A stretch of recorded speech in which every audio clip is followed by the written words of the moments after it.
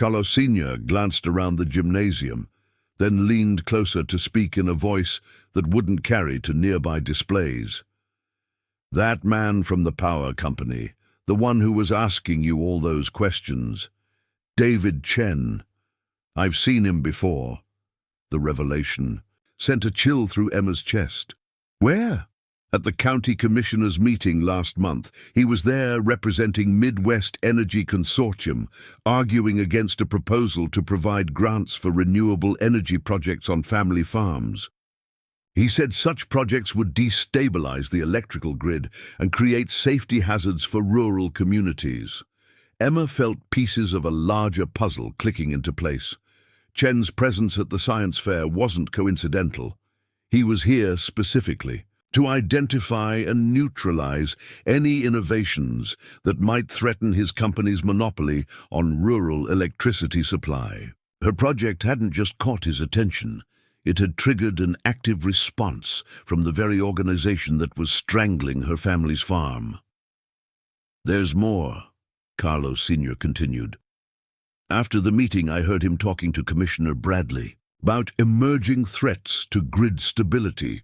He mentioned that his company was actively monitoring amateur energy projects and had protocols for addressing dangerous misinformation about renewable energy alternatives. The implications were staggering. Midwest Energy Consortium wasn't just a utility company. They were actively working to suppress innovations that might reduce their market dominance. They had representatives attending science fairs, monitoring student projects, and using their influence to discredit anything that threatened their business model. Maria Rodriguez approached their conversation with the intuitive awareness that came from 20 years of marriage to a man who fought daily against systems designed to exploit family farmers.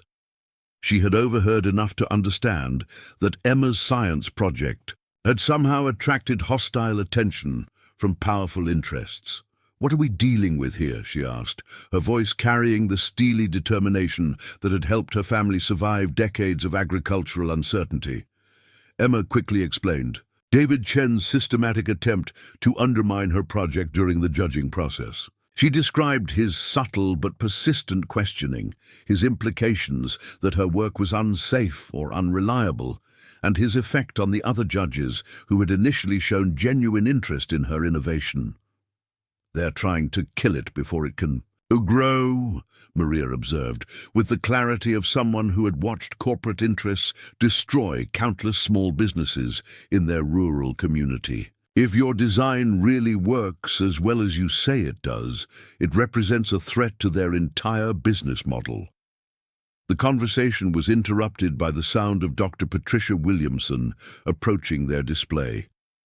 The chemistry professor looked troubled, carrying a clipboard and wearing the expression of someone grappling with a difficult decision.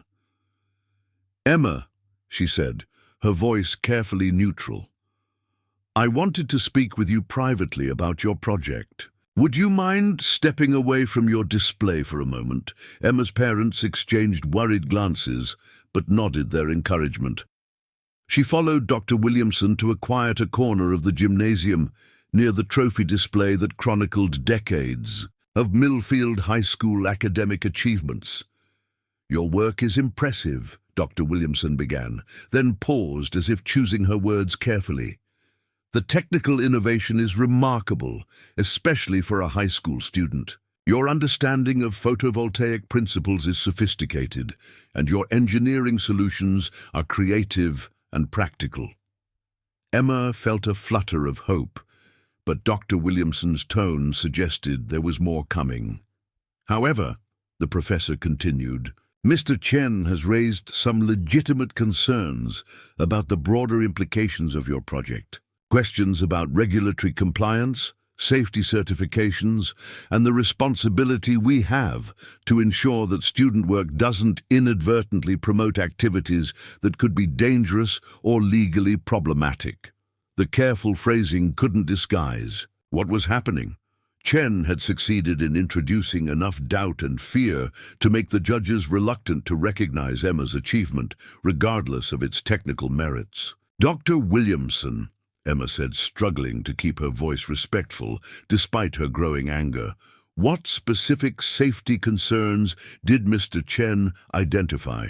Because I can address every electrical safety issue he mentioned, and I can provide documentation of my testing methodology. Dr. Williamson looked uncomfortable. It's not just about technical safety, Emma. It's about the message we send when we celebrate projects that might encourage people to attempt electrical work without proper licensing and oversight. Mr. Chen explained that amateur electrical installations, regardless of how well designed they might be, can create liability issues for homeowners and safety risks for utility workers. Emma realized she was hearing carefully rehearsed talking points designed to sound reasonable while completely missing the point of her innovation. Dr. Williamson, my family is facing bankruptcy because of electricity costs that have increased 400% in 2 years. My design offers a practical solution that could help hundreds of rural families facing the same crisis. Isn't that exactly the kind of real-world problem-solving that science education should encourage? Of course, Dr. Williamson replied quickly, but we also have to consider the broader context. Mr. Chen has experience with these issues that we don't have. He understands the regulatory environment and the potential consequences of promoting technologies that haven't been properly vetted by appropriate authorities. The circular logic was infuriating. Emma's innovation was being dismissed not because it didn't work, but because it worked too well and threatened the interests of the very company that was creating the problem it solved. The system was rigged to prevent solutions that might reduce corporate profits, even when those solutions could help struggling families survive. I understand your position, Emma said, though she understood far more than Dr. Williamson probably realized. Thank you for explaining the situation. As she walked back to her display, Emma's mind was racing. The science fair judging process had been corrupted by corporate interference, but that didn't change the fundamental value of her innovation. If anything, the lengths to which Midwest Energy Consortium was going to suppress her work proved its potential significance. Her parents were waiting with barely concealed anxiety. Emma quickly explained Dr. Williamson's concerns and Chen's successful campaign to introduce doubt about her project. Carlos Sr.'s expression darkened as he grasped the full scope of what was happening. They're not just fighting your science project, Mija, he said grimly. They're fighting the idea that people like us can solve our own problems instead of depending on companies that profit from keeping us desperate. The announcement ceremony began shortly after Emma's conversation with Dr. Williamson. Principal Johnson took the microphone at the front of the gymnasium, thanking participants, judges, and community supporters for making the science fair a success. He began announcing winners in reverse order, starting with honorable mentions and working toward the top prizes. Emma's name wasn't called for any of the early awards. As the ceremony continued, her initial disappointment gave way to something harder and more determined. She watched David Chen, standing near the judges' table, occasionally nodding approvingly as awards were announced for projects that posed no threat to established interests. The first-place winner was the Climate Change Modeling Project. Impressive. Work that would look good in college applications, but required no action from anyone in the audience. Second place went to the Robotics Project. Technically sophisticated, but essentially a demonstration of programming skills, rather than a solution to any real problem. Third place was awarded to a project about water conservation that offered theoretical recommendations but no practical implementation strategies. Emma's solar panel innovation, which could actually reduce energy costs for struggling families throughout the region, received no recognition at all. The message was clear. Innovative thinking was valued only when it remained safely theoretical and posed no challenge to existing power structures. But as Emma watched the ceremony conclude and began packing up her display, she noticed something unexpected. A small crowd had gathered around her table during the awards presentation, not judges or officials, but regular community members who had been quietly observing the demonstration while the formal ceremony proceeded. An elderly man introduced himself as Frank Morrison, Robert Morrison's father and a retired electrical engineer who had worked for the rural electrification program in the 1960s. He had been studying Emma's design with the careful attention of someone who understood both its technical innovation and its historical significance. "Young lady," he said, his voice carrying the authority of decades in electrical engineering, "what you've accomplished here is remarkable. I've been working with electrical systems for over 50 years, and I can tell you that your approach to distributed power generation is ahead of its time." A woman standing beside him nodded in agreement. She introduced herself as Janet Stevens, whose family operated a grain storage facility that had been struggling with the same escalating electricity costs that plagued the Rodriguez farm. "We've been looking for alternatives to the power company's rates," she explained. "What you've built here could make the difference between staying in business and bankruptcy for operations like ours." More people approached with similar stories. Small business owners facing crushing energy costs, farm families considering whether to sell operations that had been profitable for generations, rural residents who had watched their monthly electric bills consume an ever-increasing percentage of their income while their service quality remained poor. Emma realized that while the official judges had been influenced by corporate pressure to ignore her innovation, the people who actually needed solutions were recognizing its value immediately. These were the customers that Midwest Energy Consortium was exploiting, and they understood intuitively that Emma's work represented both hope and threat to the system that was squeezing them dry. Frank Morrison asked detailed technical questions about Emma's networking protocols and load balancing algorithms. His questions were sophisticated, reflecting deep understanding of electrical engineering principles, but his enthusiasm was genuine rather than calculating. He wasn't looking for flaws to exploit. He was evaluating a potential solution to problems he had been thinking about for decades. The rural electrification program brought power to farms like this one back in the 1930s and 1940s, he explained to the growing crowd. It was revolutionary because it gave rural communities independence and economic opportunity. What Emma has created here could be just as revolutionary for rural energy independence in the 21st century. Janet Stevens was more direct. "How much would it cost to build a system large enough to power our grain storage operation?" she asked. "And how quickly could we get started?" Emma pulled out her cost calculation sheets and began explaining the scalability of her design. A system large enough to significantly reduce the Stevens family's electricity costs would require about a dozen panels, representing roughly $5,000 in materials costs and perhaps 200 hours of construction time. Compared to the $30,000 annual electricity bills that were driving them toward bankruptcy, the investment would pay for itself within 6 months.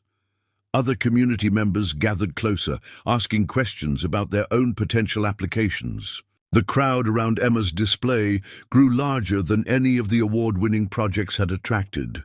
People were taking photos of her construction diagrams, copying down her materials lists, and asking if she would be willing to help them build their own systems.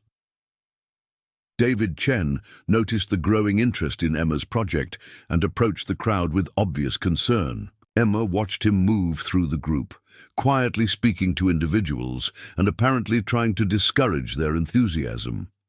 She caught fragments of his conversations, warnings about liability issues, suggestions that amateur electrical work was dangerous, implications that Emma's cost estimates were unrealistic. But his corporate talking points were less effective with this audience than they had been with the academic judges. These were people facing real financial crises who understood the difference between theoretical risks and practical solutions. They had been living with the consequences of Midwest Energy Consortium's predatory pricing for years, and they were ready to consider alternatives. Frank Morrison seemed particularly immune to Chen's influence. When Chen approached him to express concerns about safety and regulatory compliance, the retired engineer's response was loud enough for the entire crowd to hear. "Son," he said, his voice carrying the authority of decades in electrical engineering, "I've been building power systems since before you were born. This young lady's work is not only safe, it's more sophisticated than most commercial installations. I've seen.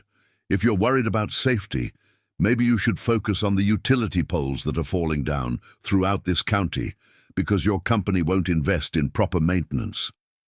The rebuke was devastating and public.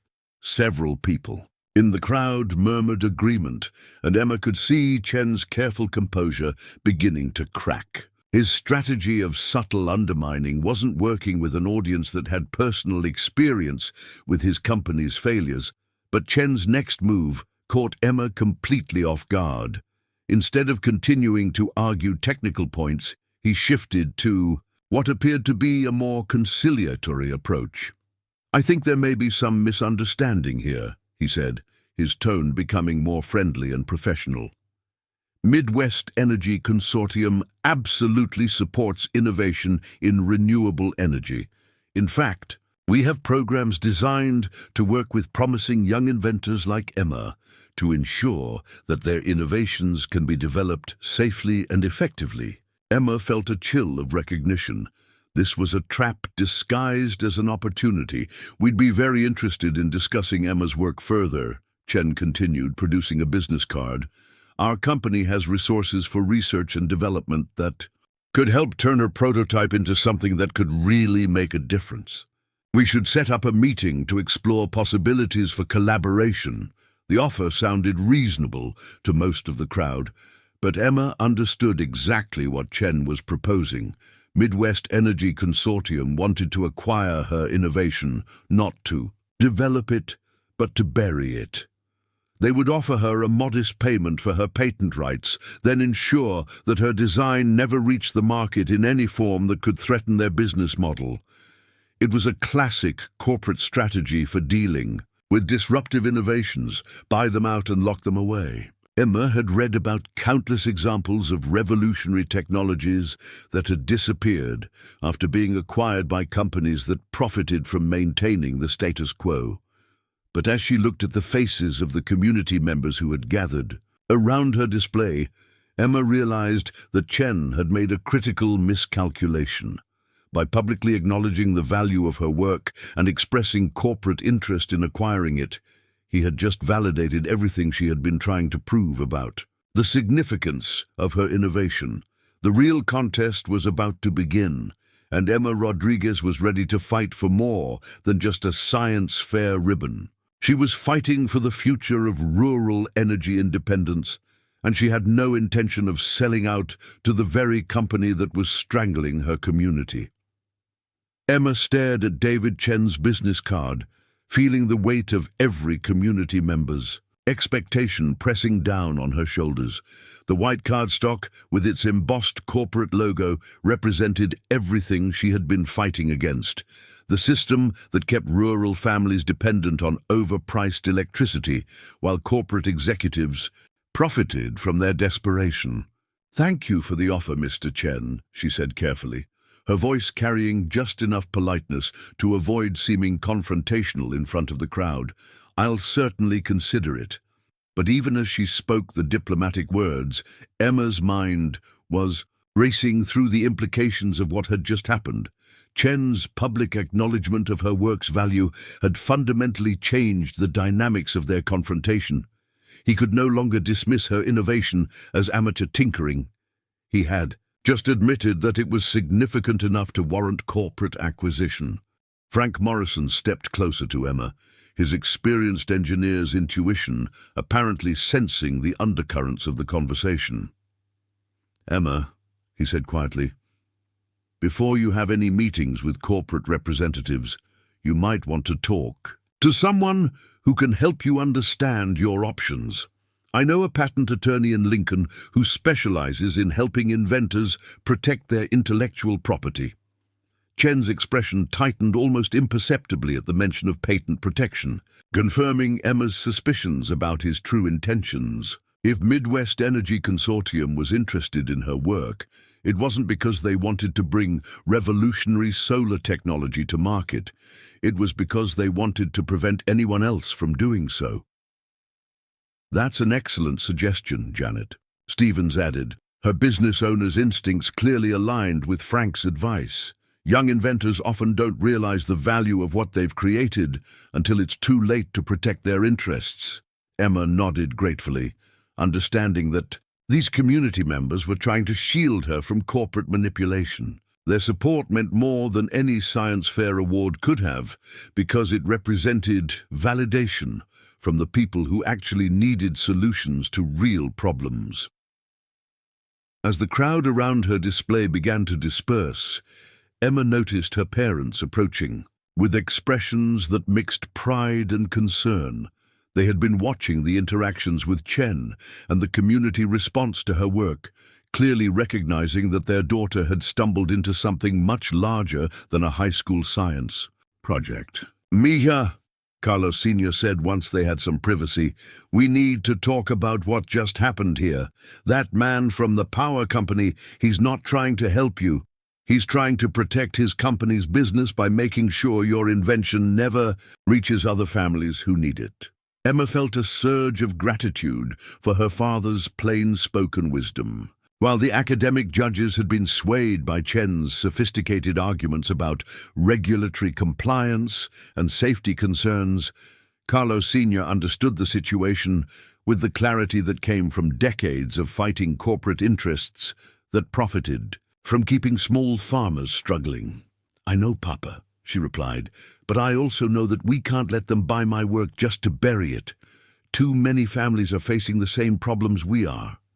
Maria Rodriguez had been quietly observing the gymnasium as families packed up their science fair displays and headed home. Her attention was focused not on the departing crowd, but on David Chen, who was engaged in what appeared to be an intense phone conversation near the exit. "Emma," she said urgently, "that man is making calls about you right now. Look at his body language. He's reporting to someone, probably his supervisors. Whatever corporate interest he represents, they're taking your work very seriously." Emma followed her mother's gaze and saw Chen gesticulating emphatically while speaking into his phone.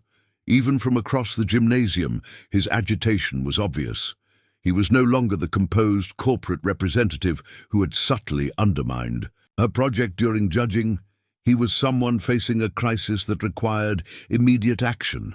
The realization sent a chill through Emma's chest. If Midwest Energy Consortium was escalating their response to her innovation, it meant they viewed her work as a genuine threat rather than a curiosity that could be easily dismissed. The stakes of this confrontation were higher than she had initially understood. Carlos Jr. and Miguel approached their family discussion with the excitement of teenagers who had just witnessed something they didn't fully understand but recognized as significant. "Emma," Miguel said, "people are already talking about building their own solar panels based on your design. Mrs. Patterson from the diner said she wants to power her restaurant with your system, and Mr. Kowalski from the feed store asked if you could help him design a system for his business," Carlos Jr. added. "He said his electricity bills have tripled in the past year, and he's considering closing down rather than going bankrupt trying to pay them." Emma felt the weight of community, expectations settling on her shoulders. Her innovation had apparently struck a nerve throughout their rural area, where families and small businesses were struggling with the same predatory electricity pricing that threatened her own family's farm. The responsibility was both thrilling and terrifying. "We need to be very careful about how we proceed," Carlos Sr. warned. "Corporate interests like the power company have resources and influence that can make life very difficult for people who threaten their profits. They can use regulatory pressure, legal challenges, even economic retaliation to destroy families." who get in their way. Emma understood her father's concerns, but she also understood that retreating wasn't really an option anymore. Too many people had seen her work and recognized its potential value. The knowledge was already spreading through their community, regardless of what corporate executives might prefer. "What if we don't give them the chance to buy us out or shut us down?" she asked. "What if we move fast enough to get the technology into people's hands before they can stop us?" The question hung in the air as her family considered the implications. Emma was suggesting that they race against corporate suppression efforts, betting that widespread adoption of her innovation could create enough momentum to overcome institutional resistance. Frank Morrison had been listening to their family discussion from a respectful distance, but he approached as Emma outlined her strategic thinking. "Emma," he said, "what you're describing is essentially an open-source approach to technology development. Instead of trying to profit from patents, you would share your innovation freely and rely on community adoption to create change." The concept was appealing but risky. By making her designs freely available, Emma would give up any possibility of personal profit from her innovation. But she would also make it much harder for corporate interests to suppress her work, since they couldn't buy out or legally challenge something that belonged to everyone. "There's precedent for this approach," Frank continued. "The early computer industry developed through exactly this kind of knowledge, sharing among enthusiasts who were more interested in advancing technology than protecting commercial advantages. Some of the most revolutionary innovations came from people who shared their work freely rather than trying to monetize it." Emma felt a spark of recognition. The open-source approach aligned with her fundamental motivation for developing the solar panel system. She hadn't been trying to build a business. She had been trying to solve a problem that affected her family and her community. If sharing her work freely could help more families achieve energy independence, that outcome would be more satisfying than any financial reward. But Maria Rodriguez raised a practical concern that couldn't be ignored. "If Emma gives away her work for free, how does our family benefit? We still have the same electricity bills that drove her to build these panels in the first place." The question highlighted the central tension Emma faced. Her innovation could help many families, but it couldn't directly solve her own family's immediate financial crisis unless they found a way to monetize it. Yet trying to profit from her work would make it vulnerable to corporate acquisition and suppression. Janet Stevens approached their discussion with a potential solution. "What if we formed a cooperative?" she suggested. "Multiple families working together to build and install these systems, sharing costs and expertise while maintaining independence from corporate control." The cooperative model was intriguing. Instead of trying to commercialize Emma's innovation through traditional business channels, rural families could organize themselves to implement the technology collectively. They could share materials costs, pool their labor for installations, and create a support network that would be much harder for corporate interests to disrupt than individual adoption efforts. Frank Morrison stepped closer to Emma, his experienced engineer's intuition apparently sensing the undercurrents of the conversation. "Emma," he said quietly, "before you have any meetings with corporate representatives, you might want to talk to someone who can help you understand your options. I know a patent attorney in Lincoln who specializes in helping inventors protect their intellectual property." Chen's expression tightened almost imperceptibly at the mention of patent protection, confirming Emma's suspicions about his true intentions. If Midwest Energy Consortium was interested in her work, it wasn't because they wanted to bring revolutionary solar technology to market. It was because they wanted to prevent anyone else from doing so. "That's an excellent suggestion," Janet Stevens added. Her business owner's instincts clearly aligned with Frank's advice. Young inventors often don't realize the value of what they've created until it's too late to protect their interests. Emma nodded gratefully, understanding that these community members were trying to shield her from corporate manipulation. Their support meant more than any science fair award could have, because it represented validation from the people who actually needed solutions to real problems. As the crowd around her display began to disperse, Emma noticed her parents approaching. With expressions that mixed pride and concern, they had been watching the interactions with Chen and the community response to her work, clearly recognizing that their daughter had stumbled into something much larger than a high school science project. "Mija," Carlos Sr. said, once they had some privacy, "we need to talk about what just happened here. That man from the power company, he's not trying to help you. He's trying to protect his company's business by making sure your invention never reaches other families who need it." Emma felt a surge of gratitude for her father's plain-spoken wisdom. While the academic judges had been swayed by Chen's sophisticated arguments about regulatory compliance and safety concerns, Carlos Sr. understood the situation with the clarity that came from decades of fighting corporate interests that profited from keeping small farmers struggling. "I know, Papa," she replied, "but I also know that we can't let them buy my work just to bury it. Too many families are facing the same problems we are." Maria Rodriguez had been quietly observing the gymnasium as families packed up their science fair displays and headed home. Her attention was focused not on the departing crowd, but on David Chen, who was engaged in what appeared to be an intense phone conversation near the exit. "Emma," she said urgently, "that man is making calls about you right now. Look at his body language. He's reporting to someone, probably his supervisors.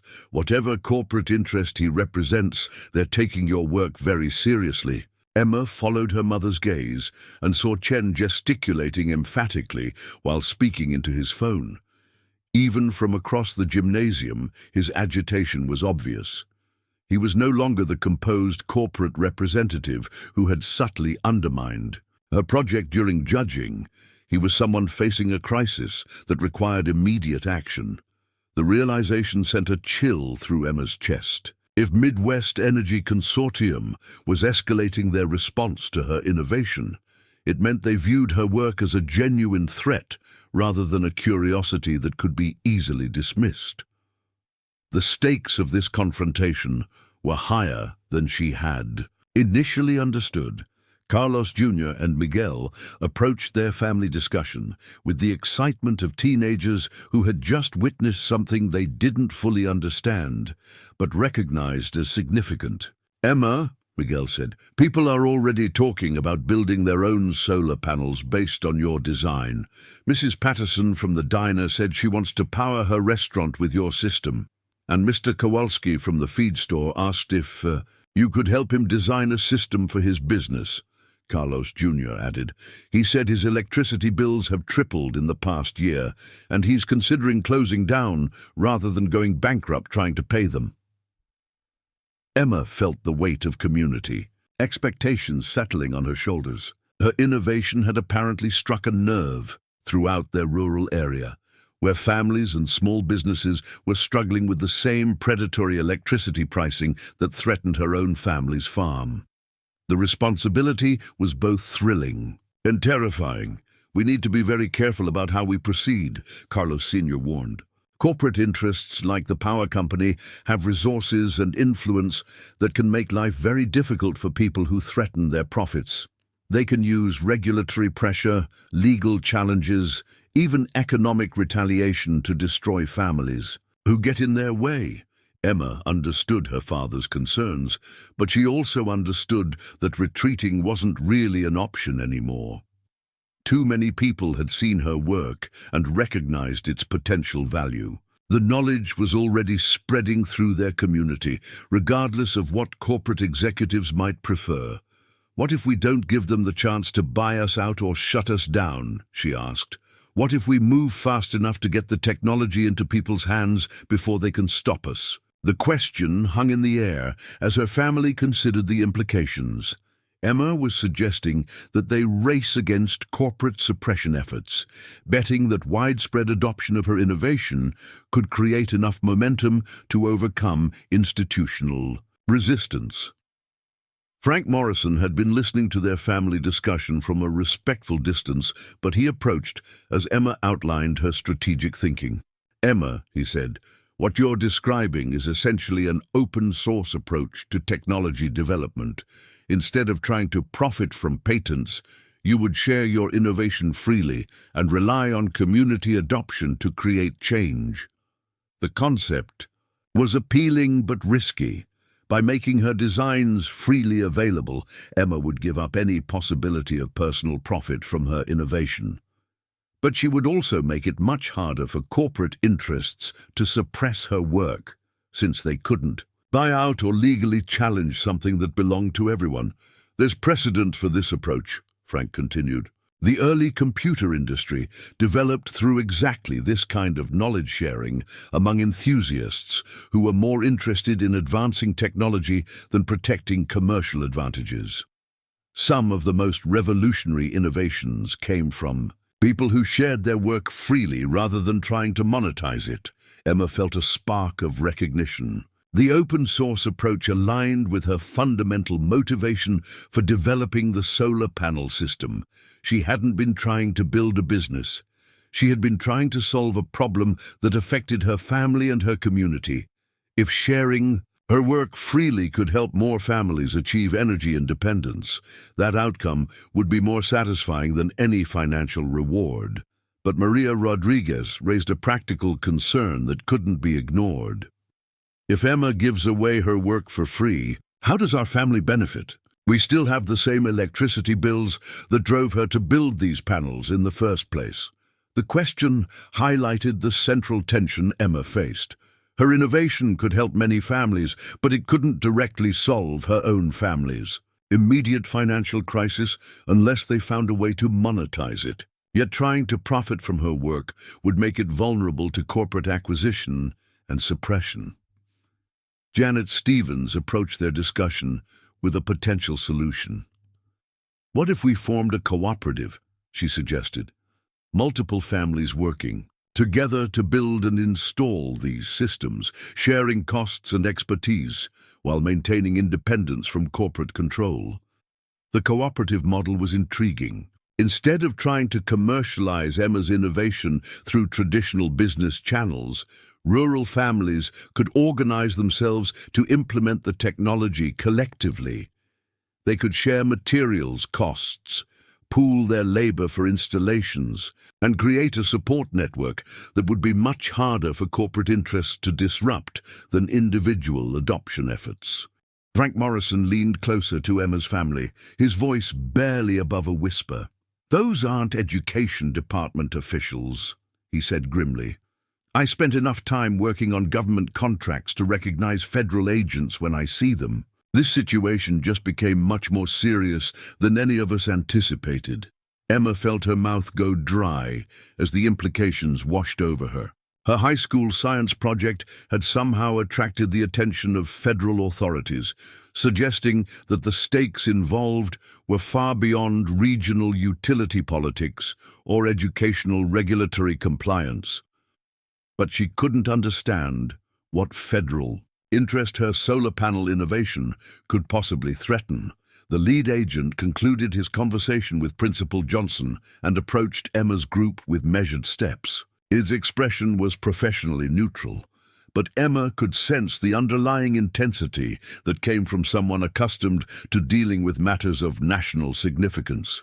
"Miss Rodriguez," he said, his voice carrying just enough authority to command immediate attention.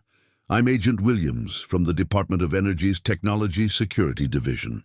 We need to discuss your recent innovations in photovoltaic energy systems." The formal introduction sent a chill through Emma's chest. The Department of Energy's involvement suggested that her work had somehow intersected with federal energy policy or national security concerns, though she couldn't imagine how her salvageable electronics approach could warrant such attention. I don't understand, Emma replied carefully, her voice steadier than she felt.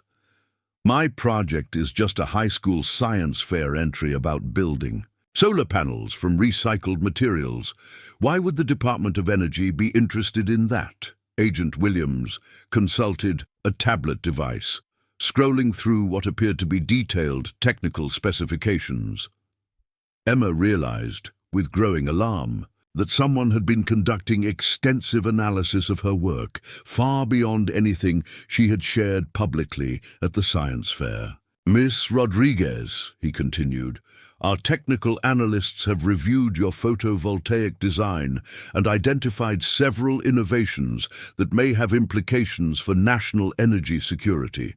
Specifically, your approach to semiconductor doping using rare earth elements recovered from consumer electronics represents a potentially significant advancement in distributed energy generation.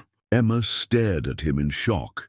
She had documented her materials recovery techniques in her science fair presentation, but the level of technical analysis Agent Williams was describing suggested that federal authorities had been monitoring her work far more closely than she had realized.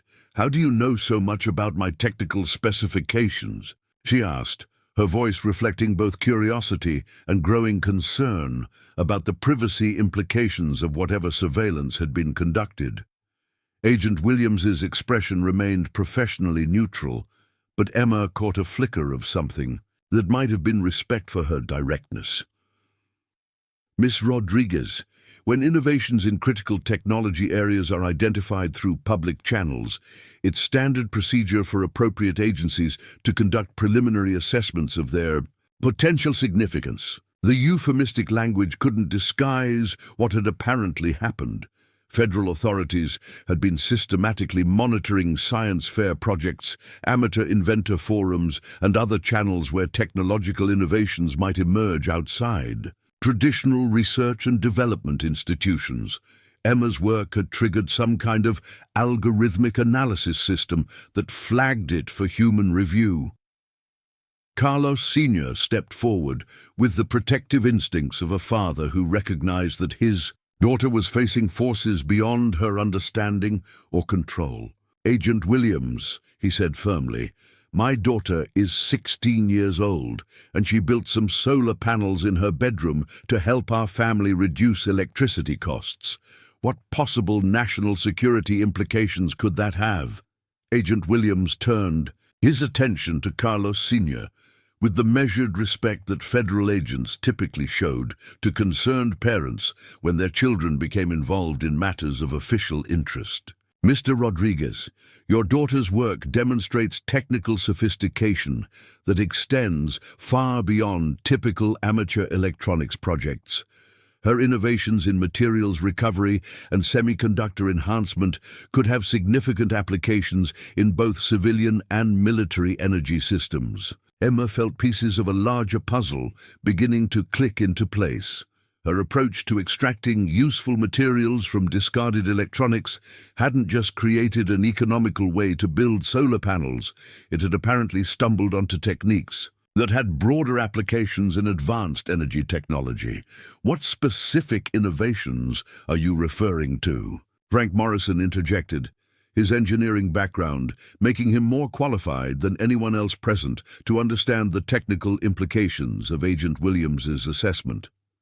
Agent Williams consulted his tablet again, apparently weighing how much technical detail to share in a public setting. Mr. Morrison, Miss Rodriguez's methodology for recovering and repurposing rare earth dopants from consumer electronics achieves purity levels that rival commercial processing facilities, using techniques that could be replicated in distributed manufacturing environments.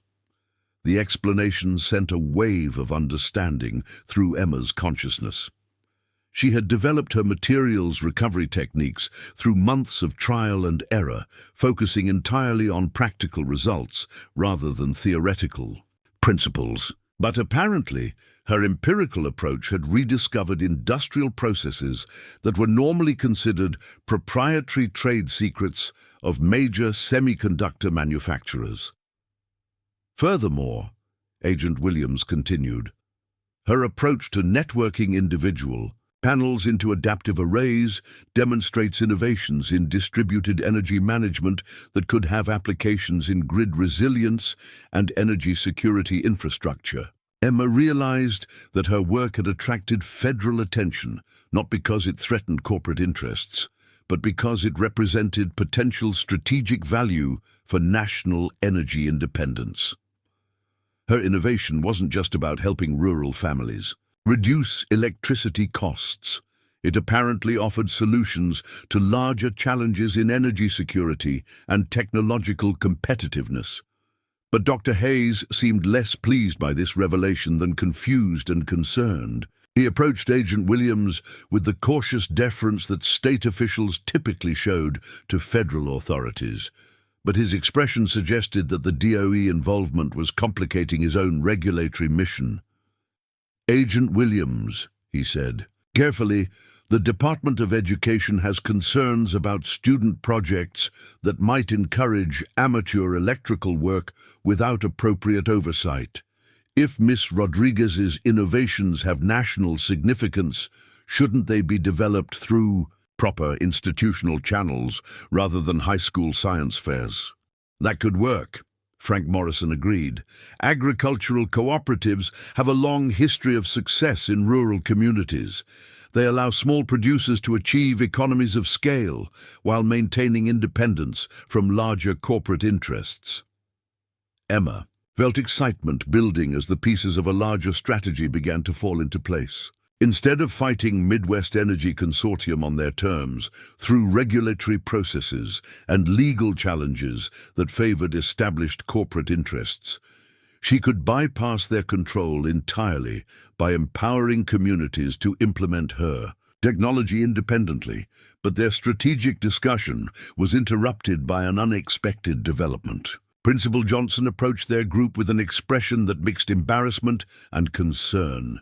Behind him walked two men in expensive suits who were clearly not from the local community.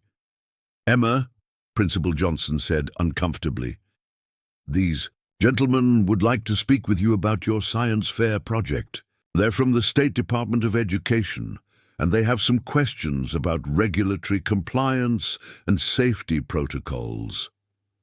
Emma's heart sank as she realized that corporate pressure was escalating beyond what she had anticipated. Midwest Energy Consortium hadn't just undermined her project at the local level. They had apparently triggered state-level intervention to shut down her innovation before it could spread further. The first man introduced himself as Dr. Richard Hayes, Assistant Director of Educational Standards and Compliance. His tone was professionally neutral, but Emma could sense the underlying hostility that came from someone who had been tasked with solving a problem that threatened powerful interests. "Miss Rodriguez," he began, "we've received reports that your science fair project may be promoting activities that violate state electrical codes and safety regulations. We need to discuss the appropriate guidelines for student projects that involve electrical systems." The phrasing was carefully chosen to sound like routine educational oversight, but Emma understood that she was facing a coordinated attack designed to discredit her work and prevent its adoption by other families. The speed of the response suggested that Midwest Energy Consortium had significant influence with state regulatory authorities. Frank Morrison stepped forward with the authority of his decades in electrical engineering. "Dr. Hayes," he said firmly, "I've examined Miss Rodriguez's work extensively, and it exceeds safety standards for most commercial electrical installations. What specific code violations are you alleging?" Dr. Hayes consulted a clipboard filled with official-looking documents. "The primary concern is that student projects involving electrical systems may encourage amateur installations that could create safety hazards or liability issues for homeowners. While Miss Rodriguez's work may appear technically sound, we have to consider the broader implications of promoting electrical work by unlicensed individuals." Emma recognized the same circular logic that had influenced the science fair judges. Her innovation was being attacked not because it was unsafe, but because it worked well enough to threaten established interests. The safety concerns were pretexts for suppressing technology that could reduce corporate profits. Dr. Hayes, she said, struggling to keep her voice respectful despite her growing anger, could you explain exactly which electrical codes my system violates? Because I designed it to exceed residential safety standards, and I can provide documentation of my testing protocols. The question clearly caught Dr. Hayes off guard. He consulted his clipboard again, apparently looking for specific technical objections that hadn't been provided in his briefing materials. The second man whispered something in his ear, then produced his own set of documents. The issue isn't necessarily with your specific design, Dr. Hayes replied carefully, but with the precedent of celebrating student work that might encourage others to attempt similar projects without appropriate oversight. We have a responsibility to ensure that educational activities don't inadvertently promote potentially dangerous behaviors. Emma felt her frustration boiling over. The attack on her work was so transparently motivated by corporate interests rather than legitimate safety concerns that she could barely maintain her composure. But before she could respond, her father stepped forward with the quiet authority that came from decades of dealing with bureaucratic harassment. "Dr. Hayes," Carlos Sr. said, his voice carrying just enough edge to command attention, "my daughter's innovation could help hundreds of rural families reduce their electricity costs and achieve greater energy independence. Are you really here to protect student safety, or are you here to protect the profits of the power company that's been gouging rural customers for years?" The direct challenge hung in the air like a thrown gauntlet. Dr. Hayes's expression tightened as he realized that his carefully crafted talking points weren't going to work with an audience that understood the economic realities behind the regulatory facade. "Mr. Rodriguez," he replied stiffly, "the Department of Education's only concern is ensuring that student activities comply with appropriate safety standards and don't create liability issues for educational institutions." But Frank Morrison wasn't willing to let the bureaucratic deflection pass unchallenged. "Dr. Hayes," he said, his voice carrying the weight of professional expertise, "I've been working with electrical systems for over 50 years, including extensive work with the Rural Electrification Program. Emma's design is not only safe, it's more sophisticated than most commercial installations. If you have specific technical concerns, I'd be happy to address them. But if you're here to suppress innovation because it threatens established business interests, then you're not serving the public interest." The confrontation was attracting attention from other families who hadn't yet left the science fair. Emma could see parents and students gathering at a respectful distance, clearly sensing that something significant was happening, but uncertain whether they should intervene. Dr. Hayes seemed to recognize that his mission was becoming more complicated than anticipated. He had apparently expected to intimidate a high school student and her family into abandoning their disruptive innovation. Instead, he was facing a community of supporters who understood both the technical merits of Emma's work and the corporate interests trying to suppress it. "Perhaps we should continue this discussion in a more private setting," he suggested, glancing around at the growing audience. "Miss Rodriguez, would you and your parents be willing to meet with us tomorrow to discuss how we can address these regulatory concerns?" Emma realized that accepting such a meeting would be a trap. Once they were isolated from community support, the regulatory pressure would be much more effective. She needed to keep this confrontation public, where corporate manipulation would be harder to disguise as legitimate oversight. "Dr. Hayes," she replied, "I'd be happy to discuss any specific technical concerns you have about my project. But if this is about regulatory compliance, then perhaps we should invite other community members who are interested in implementing similar systems. After all, if there are safety issues, they should be part of the discussion too." The suggestion clearly wasn't what Dr. Hayes had in mind. Emma could see him exchanging concerned glances with his companion, apparently realizing that their strategy of intimidation through regulatory authority wasn't working as planned. But before he could respond, Emma noticed something that made her heart race with excitement and terror in equal measure. A black sedan with tinted windows had pulled up outside the gymnasium, and 3 more men in expensive suits were walking purposefully toward the building entrance. The stakes of this confrontation were about to escalate far beyond anything Emma had imagined possible, and she was beginning to understand that her homemade solar panel had attracted attention from interests much more powerful than a regional utility company. The 3 men from the black sedan entered the gymnasium with the purposeful stride of people accustomed to controlling situations through their mere presence. Emma watched them approach, noting their identical dark suits, coordinated movements, and the way other families instinctively stepped aside to let them pass. These weren't local bureaucrats or regional utility executives. They carried themselves with the authority of federal agents or corporate security specialists.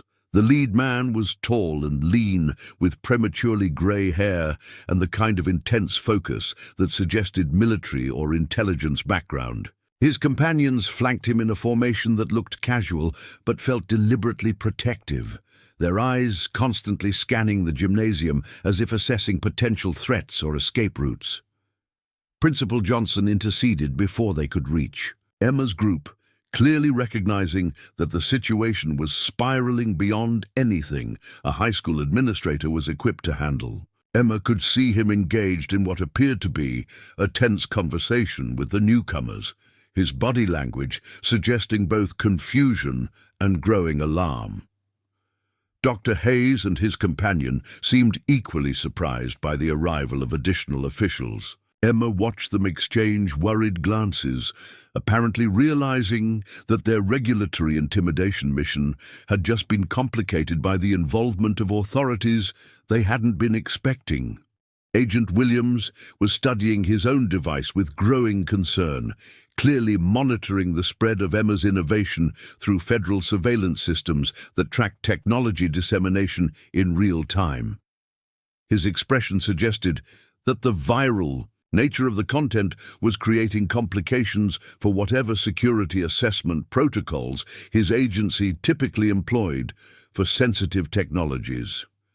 "Miss Rodriguez," he said, his professional composure beginning to show signs of strain, "we need to discuss immediate containment strategies for your technical specifications. The current rate of information spread is exceeding our capacity for controlled evaluation of potential security implications." Emma looked at the federal agent with a mixture of sympathy and determination. She understood that he was trying to do his job, but his job was fundamentally incompatible with her goal of helping rural families access affordable energy solutions. "Agent Williams, with respect, I don't think containment is possible anymore. The information is already spreading through networks that operate independently of any authority structure." To prove her point, Janet Stevens held up her phone to show the rapidly updating view counter on the viral video. What had been thousands of views was now approaching hundreds of thousands, with new shares appearing every few seconds. The comment threads had expanded into detailed technical discussions, with amateur engineers and electronics enthusiasts sharing their own experiences with similar projects. "Look at this," Janet said, scrolling through the comments.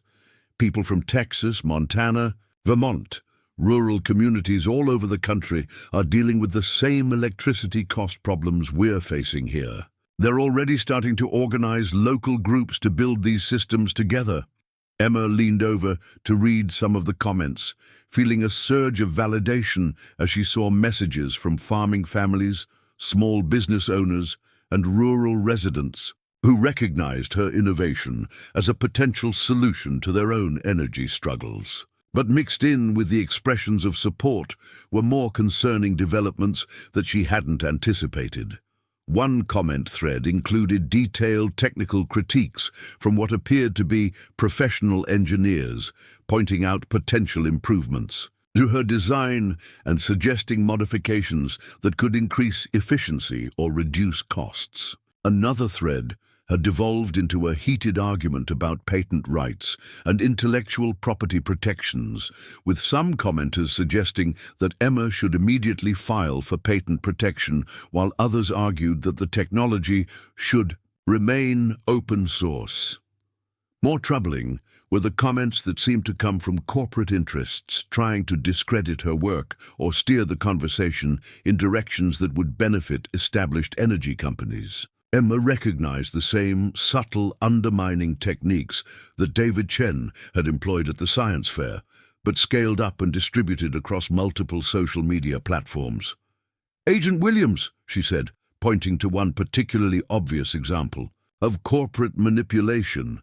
"If you're concerned about hostile interests accessing my technology, you should be more worried about energy companies trying to suppress it than foreign governments trying to steal it." Agent Williams examined the corporate disinformation campaign with professional interest, clearly recognizing the sophisticated nature of the influence operation being conducted against Emma's innovation.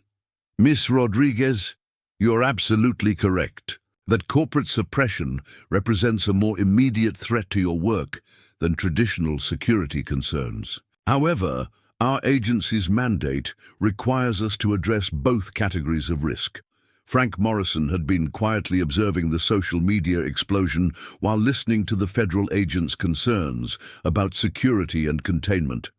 His decades of experience in electrical engineering had given him perspective on how technological innovations spread through professional and amateur communities, and he understood dynamics that the younger participants in this conversation might not fully appreciate. "Emma," he said, his voice carrying the authority of hard-won experience, "what's happening here is similar to what occurred in the early days of personal computing.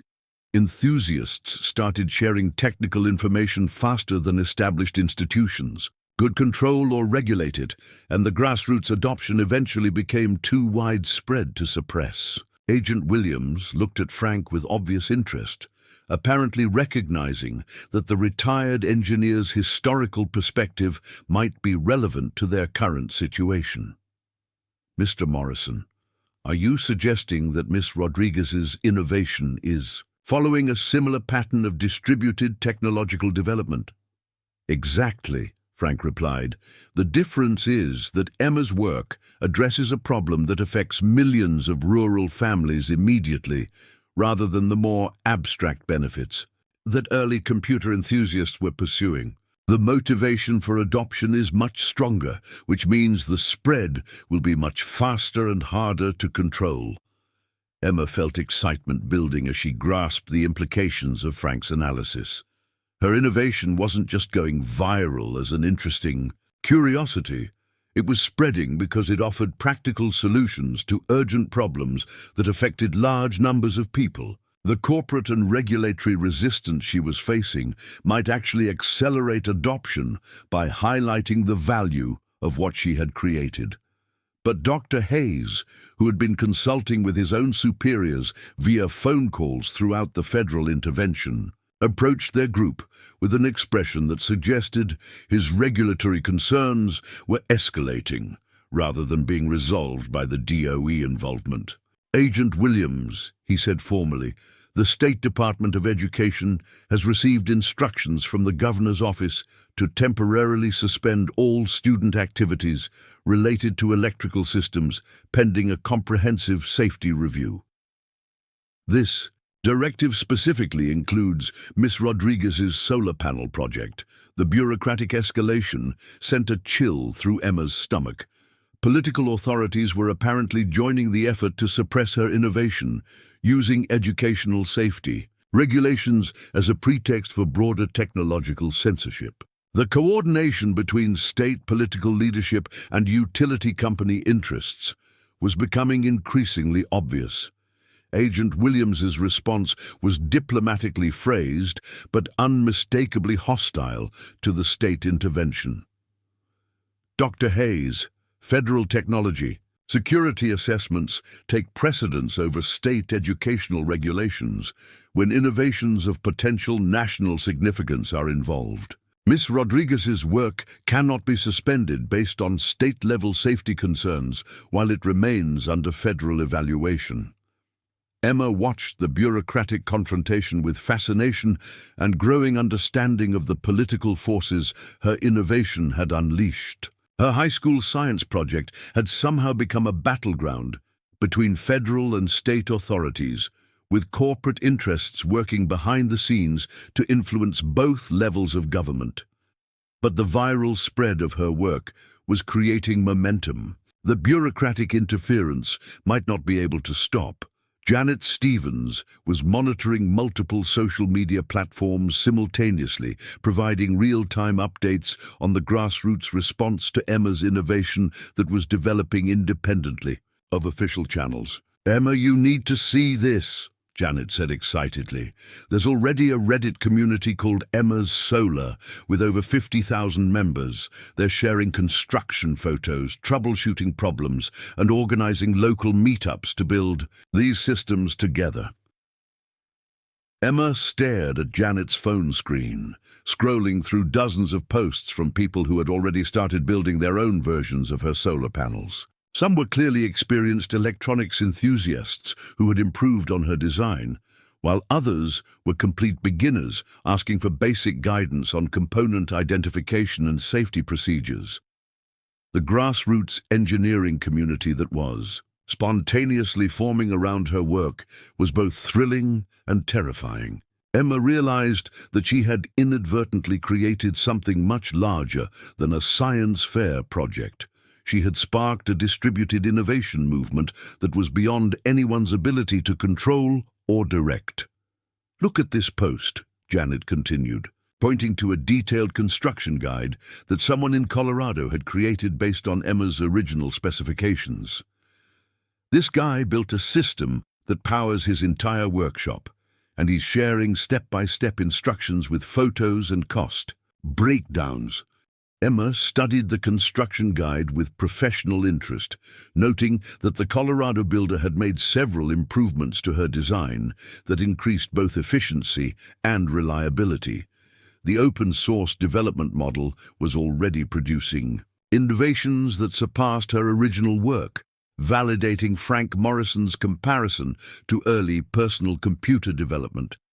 But mixed in with the genuine enthusiasm were concerning developments that suggested her innovation was attracting attention from interests that didn't share her community-focused motivations. Several posts appeared to be from foreign accounts asking detailed questions about specific technical aspects of her work, using language patterns that suggested professional rather than amateur interest. Agent Williams noticed her concern about the suspicious inquiries. "Ms. Rodriguez, this is exactly why federal oversight is necessary when innovations with strategic implications begin spreading through uncontrolled channels. Not everyone interested in your technology has benign intentions." Emma understood the agent's security concerns, but she also understood that the genie was already out of the bottle.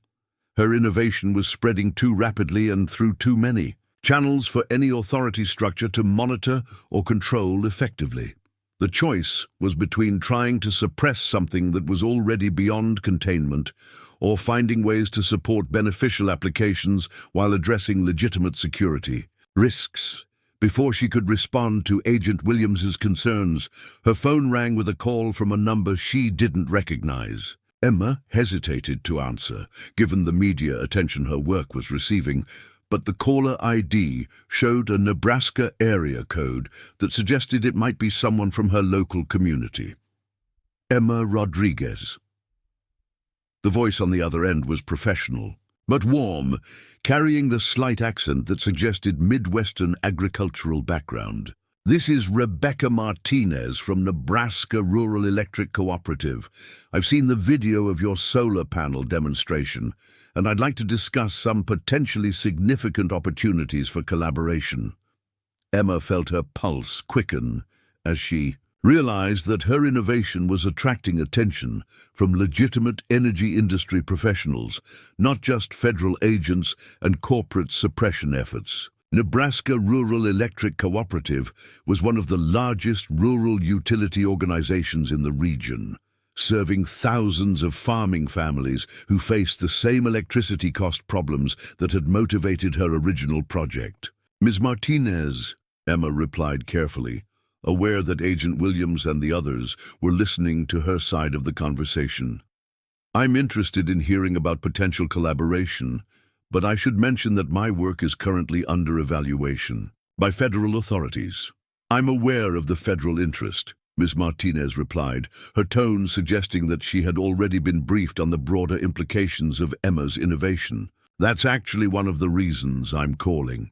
Rural electric cooperatives have experience navigating federal energy regulations while serving rural communities, and we might be able to help you develop your technology in ways that address both security concerns and community needs." The possibility of working with rural electric cooperatives hadn't occurred to Emma, but it made immediate sense as a potential solution to the competing demands she was facing. Cooperatives were owned by their member communities rather than external shareholders, which meant they had incentives to develop technologies that actually benefited rural families rather than maximizing corporate profits. Agent Williams was clearly listening to Emma's side of the phone conversation with growing interest. When she ended the call after agreeing to a follow-up meeting, he approached with what appeared to be genuine curiosity about the cooperative development model. "Miss Rodriguez," he said, "rural electric cooperatives might actually provide an ideal framework for developing your innovations while addressing federal security concerns. They have established relationships with energy regulatory agencies and experience managing distributed energy technologies." Emma felt hope building as she realized that federal authorities might be willing to support collaborative development models that served both community needs and national strategic objectives. The cooperative approach could provide the institutional framework needed to scale her innovation while preserving its community-focused mission. But David Chen, who had been observing the cooperative discussions with obvious alarm, finally abandoned his pretense of supporting Emma's work. "Agent Williams," he said, his corporate composure finally cracking under pressure, "Midwest Energy Consortium has significant concerns about unregulated distributed energy systems that could compromise grid stability and create safety hazards for utility workers." The mask-off moment was both satisfying and revealing.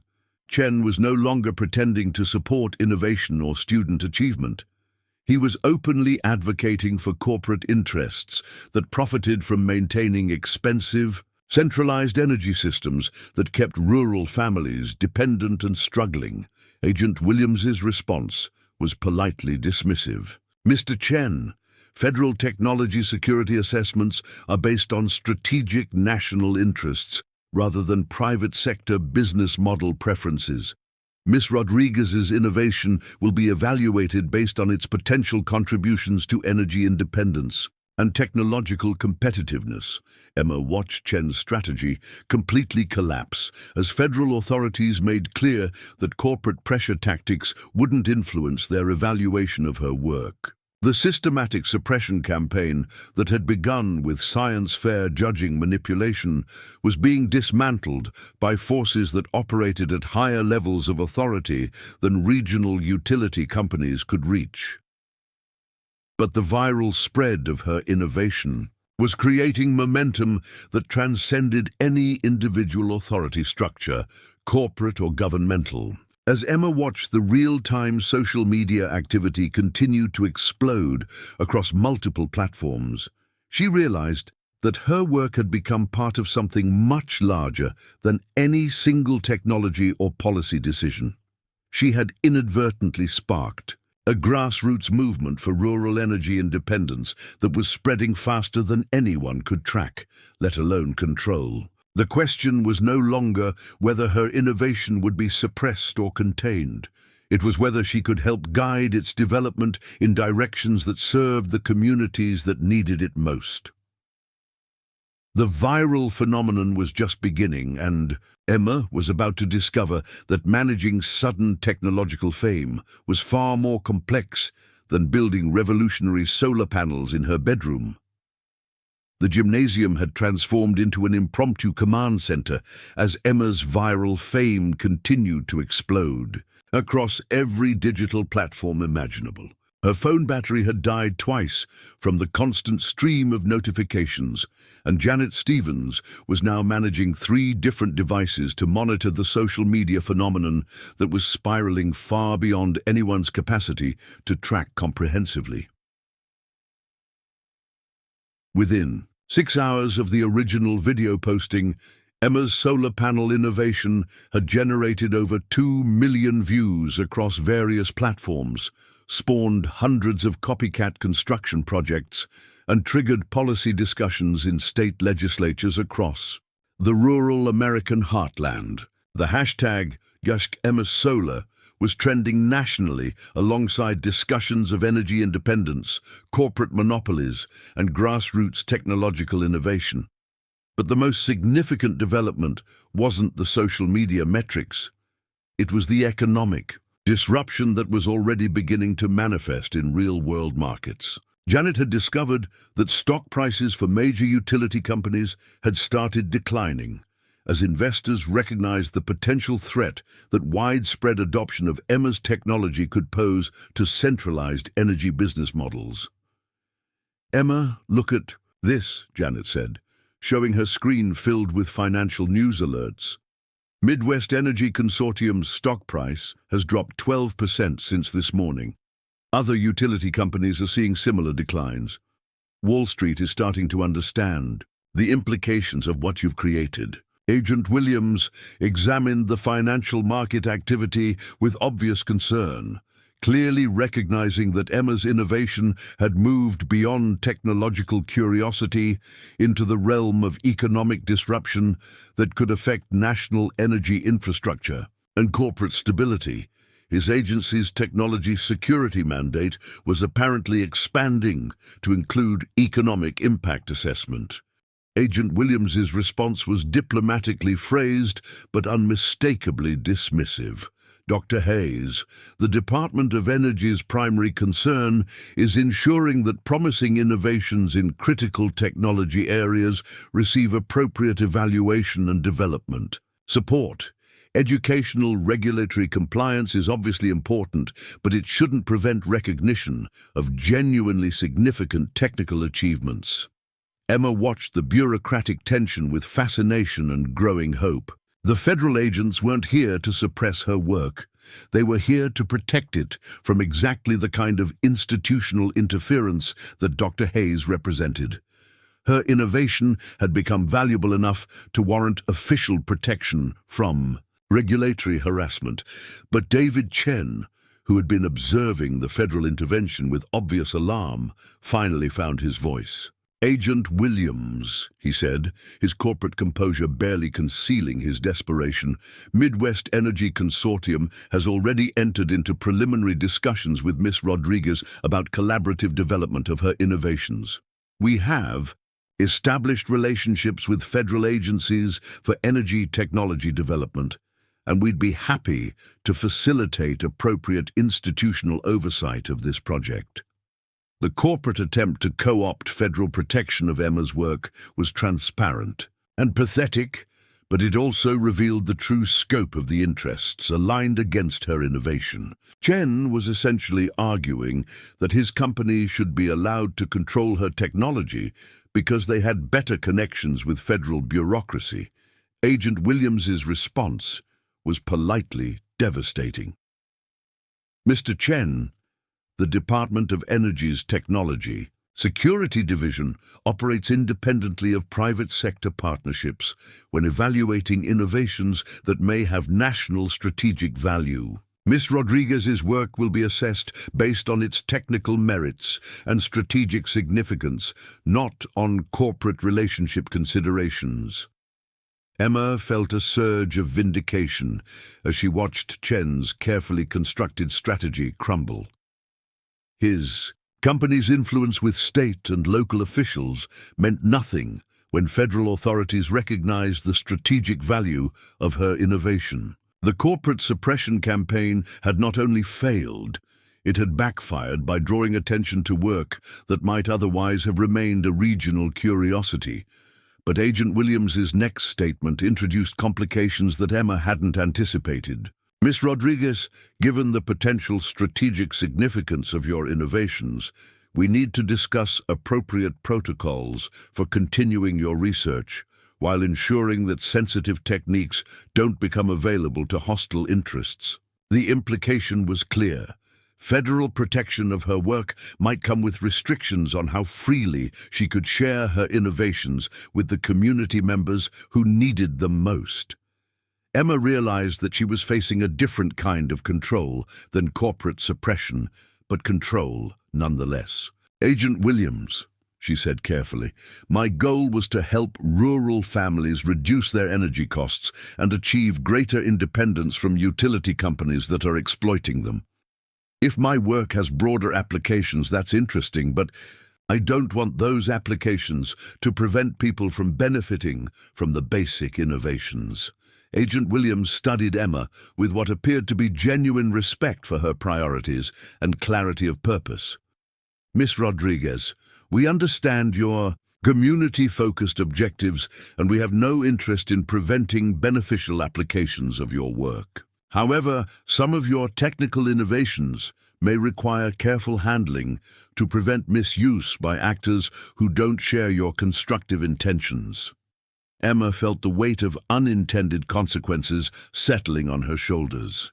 Her desire to help struggling rural families had apparently led her to rediscover techniques that had national security implications. The federal protection she was being offered might preserve her work from corporate suppression, but it could also limit her ability to share it freely with the people who needed it most. Frank Morrison seemed to understand the dilemma Emma was facing. "Agent Williams," he said, "is there a way to distinguish between the basic innovations that could help rural communities and the more advanced techniques that might require security oversight? It seems like the core solar panel design could be shared freely while protecting whatever strategic applications you're concerned about." Agent Williams consulted with his companions in a brief, whispered conference before responding. "Mr. Morrison, that's exactly the kind of nuanced approach we're hoping to develop. Miss Rodriguez's work appears to include both general innovations that could benefit widespread civilian applications and specific techniques that may require more careful oversight." Emma felt a spark of hope. If federal authorities were willing to support civilian applications of her work while protecting only the most sensitive techniques, she might be able to achieve her original goal of helping rural families while contributing to broader national energy security objectives. But before she could explore this possibility further, their discussion was interrupted by yet another unexpected development. Janet Stevens, who had been quietly observing the federal intervention, approached their group with her cell phone in hand and an expression of barely controlled excitement. "Emma," she said, her voice trembling with emotion, "you need to see. At this, someone just posted a video of your science fair demonstration on social media, and it's going viral. There are already thousands of shares and comments from people all over the country who want to build their own versions of your solar panels."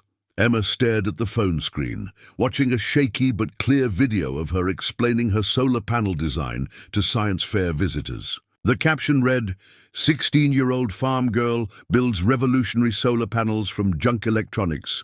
Could this save rural America?" The comment thread below was filled with technical questions, expressions of support, and requests for detailed construction instructions. Agent Williams examined the social media activity with obvious concern. "Miss Rodriguez, widespread public dissemination of your technical specifications could complicate our security assessment process. We may need to request that detailed construction information be temporarily restricted until we can complete our evaluation. Emma felt her heart sink as she realized that federal protection of her work might be just as restrictive as corporate suppression, albeit for different reasons. The viral spread of her innovation represented exactly the kind of grassroots adoption she had hoped to achieve, but it was apparently creating the same security concerns that had brought federal authorities to her small-town science fair. But as she watched the social media activity continue to explode across Janet's phone screen, Emma realized that the situation had moved beyond anyone's ability to control through traditional authority structures. Her innovation was already spreading through networks that operated independently of corporate influence, regulatory oversight, or federal security protocols.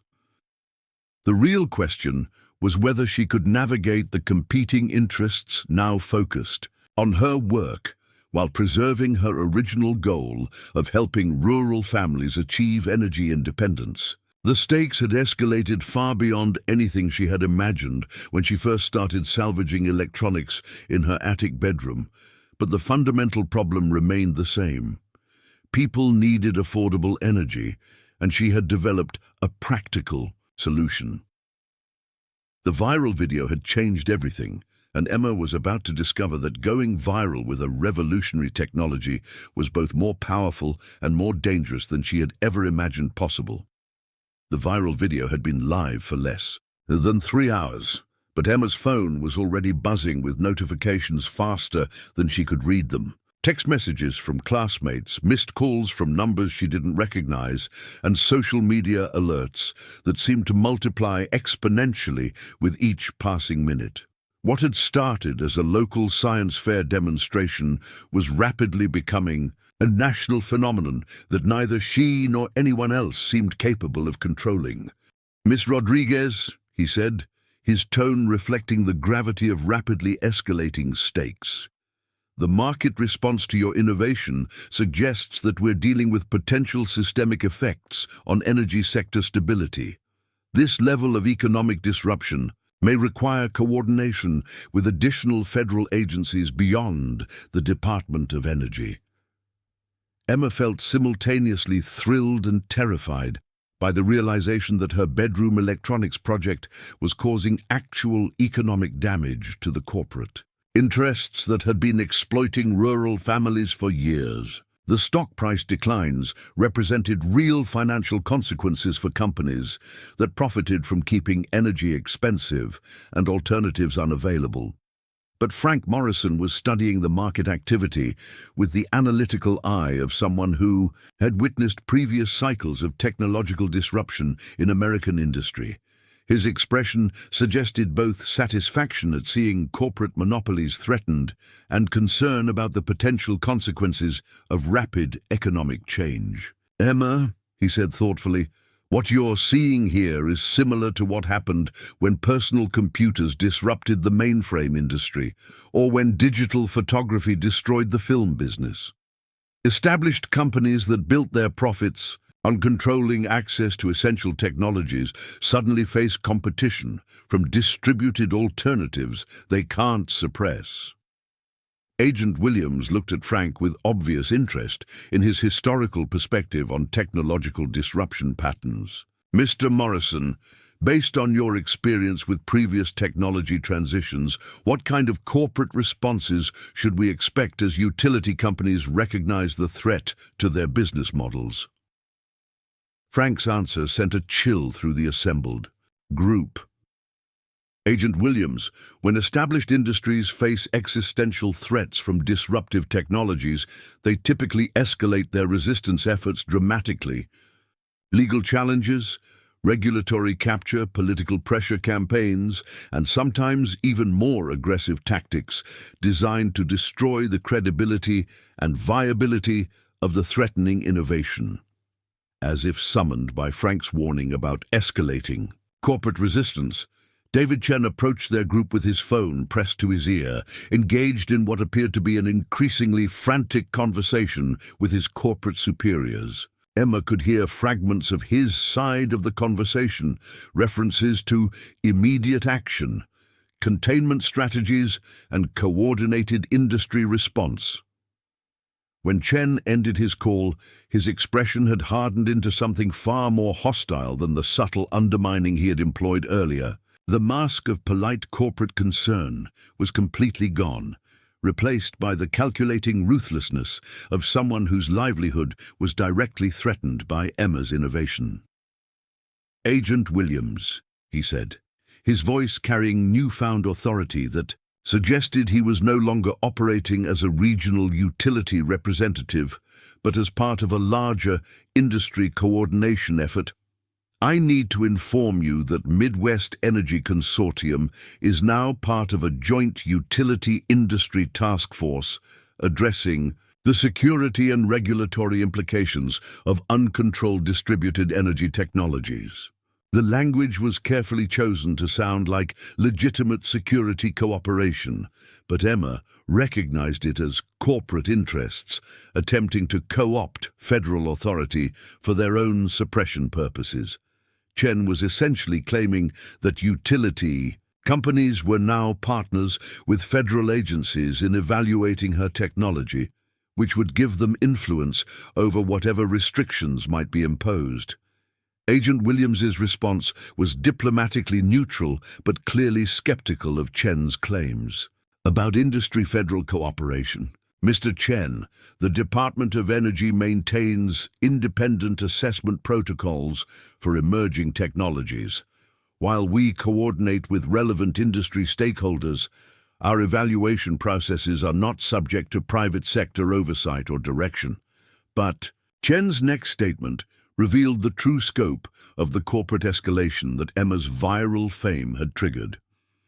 "Agent Williams, the Utility Industry Task Force includes representatives from 15 major energy companies serving over 40 million customers across rural America. We have legitimate concerns about grid stability, public safety, and economic disruption that require immediate federal attention."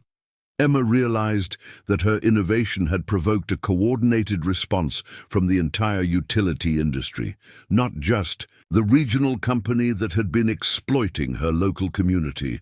The economic threat, represented by widespread adoption of her technology, was significant enough to trigger industry-wide mobilization of resources and political influence.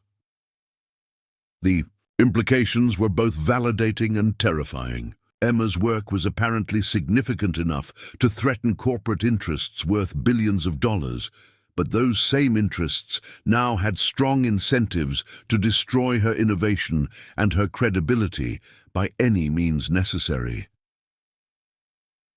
Before Agent Williams could respond to Chen's industry coordination claims, Emma's phone, now recharged and immediately buzzing with new notifications, rang with another call from an unfamiliar number. This time, the caller ID showed a California area code, which Emma found curious given that most of her viral attention had been focused on rural agricultural communities. "Miss Rodriguez?" The voice was crisp, professional, and carried the kind of confidence that suggested significant resources and authority. "This is Dr. Sarah Chen, no relation to the gentleman you've been dealing with, calling from Tesla's Advanced Engineering Division. We've been following the viral response to your solar panel innovation, and we'd like to discuss some potentially extraordinary opportunities for collaboration." Emma's heart stopped. Tesla, the company that had revolutionized electric vehicles and energy storage, was calling her personally about her high school science project. The surreal nature of the situation was almost overwhelming, but she managed to maintain her composure while gesturing frantically to get everyone else's attention. "Dr. Chen," she replied, aware that Agent Williams, her parents, and everyone else in their group was now listening intently, "I'm honored by Tesla's interest in my work, but I should mention that there are currently several other parties involved in evaluating my technology, including federal authorities. We're aware of the federal interest, Dr. Chen replied smoothly, and we're also aware of the utility industry pressure campaign that's developing in response to your innovation. Tesla has extensive experience navigating both federal technology, regulations, and corporate resistance to disruptive energy technologies. Emma felt excitement building as she realized that Tesla's involvement could provide both the technical resources to scale her innovation and the corporate power to resist utility industry suppression efforts.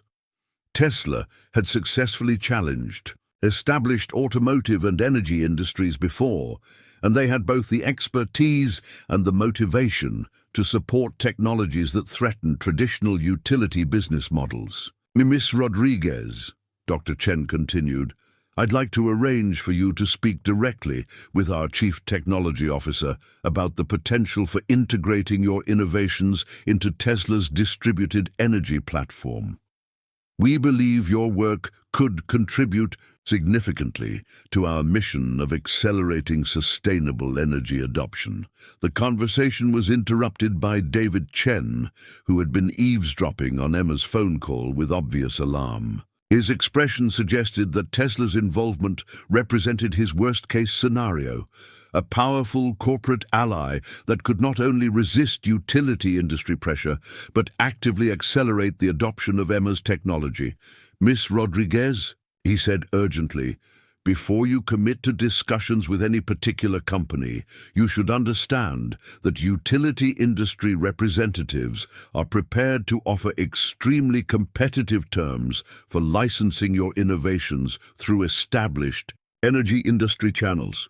Emma realized that she was witnessing corporate panic in real time.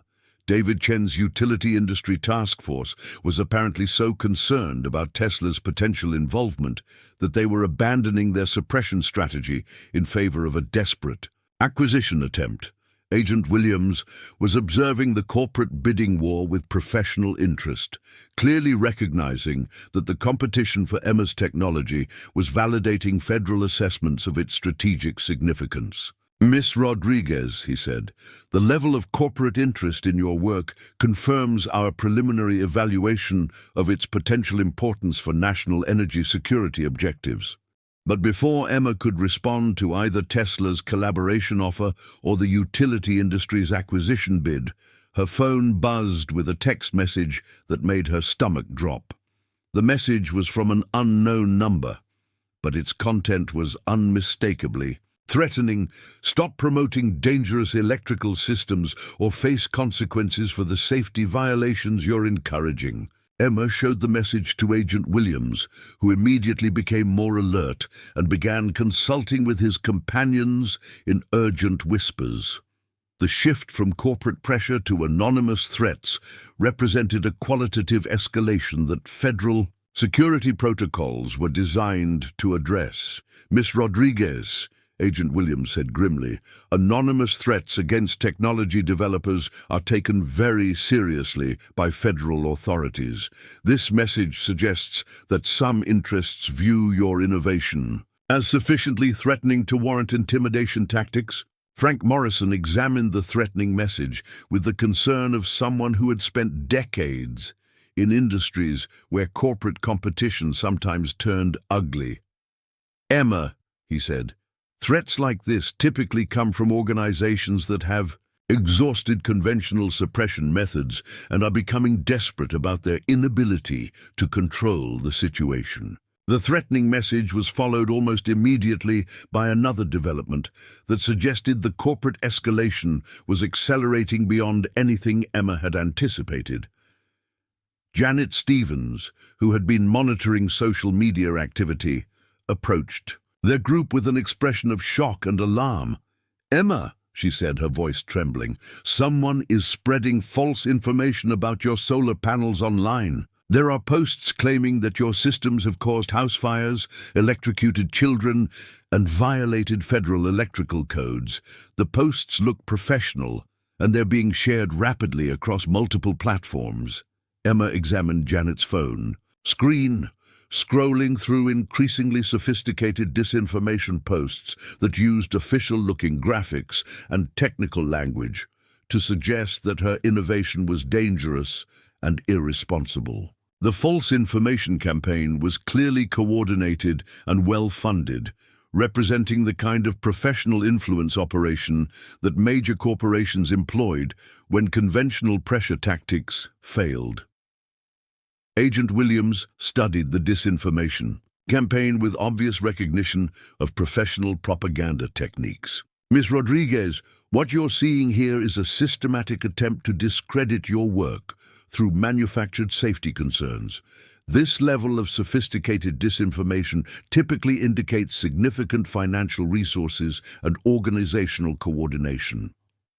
Emma felt anger building as she realized that corporate interests were not only trying to suppress her innovation, but actively spreading lies about its safety in order to discourage adoption by the rural families who needed it most. The disinformation campaign was particularly insidious because it exploited legitimate safety concerns to undermine work that had actually been designed with extensive safety protections. But the disinformation campaign was also revealing the desperation of Emma's corporate opponents. If her technology was truly ineffective or dangerous, they wouldn't need to manufacture false safety concerns.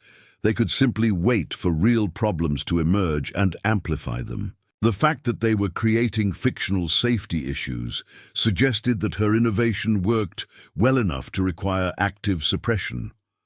Dr. Sarah Chen from Tesla, who had remained on the phone throughout the discussion of threats and disinformation, finally spoke up with information that transformed Emma's understanding of the stakes involved in her situation. Miss Rodriguez, she said, her voice carrying new urgency, I need to inform you that Tesla's technical analysis of your viral video has identified innovations that go far beyond what most people are recognizing. Your approach to semiconductor enhancement and distributed energy management represents potential breakthroughs that could accelerate sustainable energy adoption by decades. Emma felt the weight of unintended consequences settling on her shoulders once again. Her desire to help her family pay their electricity bills had apparently led her to rediscover techniques that could reshape entire industries and threaten economic interests worth hundreds of billions of dollars. Furthermore, Dr. Chen continued, Tesla's preliminary modeling suggests that widespread adoption of your technologies could eliminate the economic viability of traditional utility business models within a decade. The corporate resistance you're experiencing is proportional to the existential threat your work represents to established energy industries. Agent Williams was clearly listening to Emma's phone conversation with growing appreciation for the strategic implications of her innovation. When she ended the call after agreeing to a detailed technical discussion with Tesla's engineering team, he approached with an expression that mixed respect and concern. Miss Rodriguez, he said, Tesla's assessment aligns with our own preliminary evaluation of your work's potential significance. However, the level of corporate resistance and the escalation to threats and disinformation suggests that continuing your research may require federal protection protocols, typically reserved for technologies with national security implications. Emma looked around at the group of supporters who had gathered around her throughout the day's escalating confrontations. Her parents, Frank Morrison, Janet Stevens, Agent Williams, and the various community members who had recognized the value of her innovation despite corporate and bureaucratic pressure to dismiss it. She realized that her high school science project had become the center of a conflict that extended far beyond rural Nebraska, involving federal agencies, major corporations, financial markets, and policy debates that could affect millions of people. The viral fame had transformed her from an unknown farm girl into a focal point for broader struggles over energy independence, corporate power, and technological innovation. The stakes were higher than anything she had imagined when she first started salvaging electronics in her attic bedroom. But the fundamental problem remained the same. Rural families needed affordable energy, and she had developed a practical solution that worked. The question now was whether she could navigate the increasingly complex web of interests focused on her work while preserving her original mission of helping communities achieve energy independence. The corporate escalation suggested that the real battle was just beginning, and Emma was about to discover that challenging powerful industries required more than technical innovation. It required strategic thinking, powerful allies, and the courage to fight for principles even when the odds seemed overwhelming. The showdown that would determine the fate of Emma's innovation came exactly 72 hours after her science fair video went viral in the most unlikely venue imaginable, the parking lot of Millfield High School, which had been transformed into an impromptu demonstration site for what the media was calling the Great Solar Standoff. Word had spread through social media that Emma would be conducting a live demonstration of her technology at 2 p.m. on Saturday, responding to the coordinated disinformation campaign by proving her innovations worked safely and effectively. What she hadn't expected was the sheer scale of response from every faction involved in the escalating conflict. Over 300 people had gathered in the high school parking lot, representing a cross-section of interests that read like a directory of American energy politics. Rural families from across Nebraska and surrounding states had driven hours to see Emma's technology firsthand. Federal agents maintained a discreet but visible presence around the perimeter. Corporate representatives from multiple utility companies clustered near expensive rental cars, their expressions ranging from concerned to hostile. But the most significant arrivals came in 3 identical black Tesla Model S vehicles that pulled into the parking lot precisely at 1:45 p.m. Emma watched with barely contained excitement as Dr. Sarah Chen emerged from the lead vehicle, followed by 2 other Tesla engineers carrying equipment cases that looked like they contained serious technical analysis tools. "Miss Rodriguez," Dr. Chen said as she approached Emma's demonstration setup, "Tesla's board of directors has authorized me to make you an offer that I believe will address all the competing interests currently focused on your work." Agent Williams approached the Tesla team with professional courtesy but obvious curiosity about what kind of corporate proposition could satisfy federal security concerns, community development needs, and the economic disruption that Emma's innovation represented. "Dr. Chen," he said, "the Department of Energy would be interested in understanding how Tesla proposes to address the national security implications of Ms. Rodriguez's semiconductor enhancement techniques while supporting beneficial civilian applications." Dr. Chen smiled with the confidence of someone who'd been preparing for exactly this conversation. "Agent Williams, Tesla is prepared to offer Ms. Rodriguez a unique collaboration structure that would preserve federal oversight of sensitive techniques while accelerating deployment of basic innovations to rural communities through our existing distributed energy infrastructure." Emma felt her heart racing as she grasped the implications of what Dr. Chen was proposing. Tesla wasn't just offering to license her technology, they were offering to integrate it into their existing energy platform in ways that could serve both community needs and national strategic objectives. Furthermore, Dr. Chen continued, producing a tablet that displayed detailed financial projections.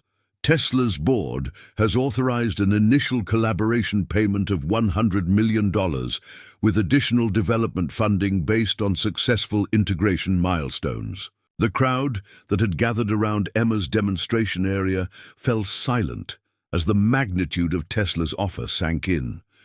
$100 million represented more money than most rural communities would see in a lifetime, offered to a 16-year-old. Farm girl for innovations she had developed in her bedroom using salvaged electronics. David Chen, who had been monitoring the Tesla arrival with obvious alarm, pushed through the crowd with his own tablet displaying what appeared to be a competing financial offer. "Miss Rodriguez," he said desperately, "the Utility Industry Task Force is prepared to offer $120 million for exclusive licensing rights to your innovations, with guaranteed employment for you and your family within the energy industry." Emma realized that she was witnessing a bidding war between two fundamentally different visions of American energy future. Tesla's offer represented integration of her innovations into distributed renewable energy systems that would empower rural communities. The utility industry's higher bid represented acquisition and burial of her technology to preserve centralized business models that kept communities dependent. But before she could respond to either corporate offer, Frank Morrison stepped forward. With the authority of his decades in electrical engineering and his deep understanding of rural community needs. "Emma," he said loud enough for the entire crowd to hear, "before you consider any corporate partnerships, there's something important that everyone here needs to understand about what you've actually accomplished." Frank gestured toward Emma's demonstration setup, which included multiple working solar panels connected to battery systems that were powering everything from LED lighting arrays to smartphone charging stations to a small refrigeration unit that was keeping drinks cold for the gathered crowd. "What Emma has created here isn't just an improved solar panel," he announced. "She's developed a complete distributed energy system that could eliminate rural America's dependence on utility companies entirely. The corporate bidding war you're witnessing isn't about supporting innovation. It's about controlling the most significant threat to centralized energy monopolies in generations." The crowd murmured with growing understanding as Frank's explanation clarified the stakes involved in Emma's decision. This wasn't just about financial compensation for a talented young inventor. It was about whether rural communities would gain access to energy independence or whether corporate interests would succeed in suppressing technologies that threatened their profit margins. Agent Williams stepped forward with information that added another layer of complexity to the corporate competition for Emma's work. "Ladies and gentlemen," he said, his federal authority commanding immediate attention, "I've been authorized to inform you that Miss Rodriguez's innovations have been classified as strategically significant for national energy security, which means that any commercial development must comply with federal oversight protocols." Emma felt a moment of panic as she realized that federal classification of her work might restrict her ability to share it freely with rural communities, regardless of which corporate partner she chose. But Agent Williams's next statement surprised everyone present. "However," he continued, "the Department of Energy has concluded that the national security value of Miss Rodriguez's innovations lies precisely in their potential to strengthen rural energy independence and reduce dependence on vulnerable centralized infrastructure. Federal oversight will focus on ensuring widespread beneficial deployment rather than restricting access." The federal position represented a stunning validation of Emma's community-focused objectives. Rather than treating her innovation as a secret technology that required restriction, federal authorities were recognizing that its strategic value came from empowering distributed energy independence. Dr. Chen from Tesla stepped forward with what appeared to be a prepared response to the federal position. "Agent Williams, Tesla's collaboration proposal has been structured specifically to align with federal energy security objectives while serving rural community needs. We're not seeking to acquire Ms. Rodriguez's technology. We're offering to help her deploy it through our existing infrastructure." Emma studied the Tesla collaboration structure that Dr. Chen displayed on her tablet, feeling excitement building as she grasped how it could address all the competing demands she was facing. Tesla would provide manufacturing capabilities, distribution networks, and technical support for rural communities to implement her innovations, while she would retain ownership of her intellectual property and control over how it was applied. But the utility industry's response to Tesla's collaboration proposal revealed the true desperation of corporate interests that faced existential threats from Emma's innovation. David Chen abandoned any pretense of supporting technological development and made a direct threat that shocked even the federal agents present. "Miss Rodriguez," he said, his voice carrying barely controlled hostility, "if you proceed with Tesla collaboration rather than accepting utility industry partnership, you should understand that rural electric cooperatives throughout this region will find their operating licenses subject to regulatory review for safety compliance failures." The threat was transparent and illegal. Utility industry representatives were essentially promising to use regulatory harassment against rural electric cooperatives unless Emma agreed to bury her technology with companies that profited from keeping energy expensive. Agent Williams responded to the regulatory threat with the full authority of federal law enforcement. "Mr. Chen," he said firmly, "what you just described constitutes criminal conspiracy to use regulatory processes for illegal purposes. I strongly advise you to reconsider any statements that could be interpreted as threats against infrastructure providers serving rural communities." But Emma realized that the utility industry's escalation to open threats represented an opportunity rather than just a danger. By revealing their willingness to harm rural communities in order to suppress her technology, they had demonstrated exactly why her innovation was needed and why corporate control of energy infrastructure was fundamentally harmful to rural America. "Dr. Chen," she said, addressing the Tesla representative while looking directly at the utility industry crowd, "I accept Tesla's collaboration proposal. Not because of the financial offer, though that's certainly meaningful for my family, but because Tesla's distributed energy mission aligns with my goal of helping rural communities achieve energy independence." The crowd erupted in applause as Emma formalized her partnership with the company that had already proven its commitment to challenging established energy industries.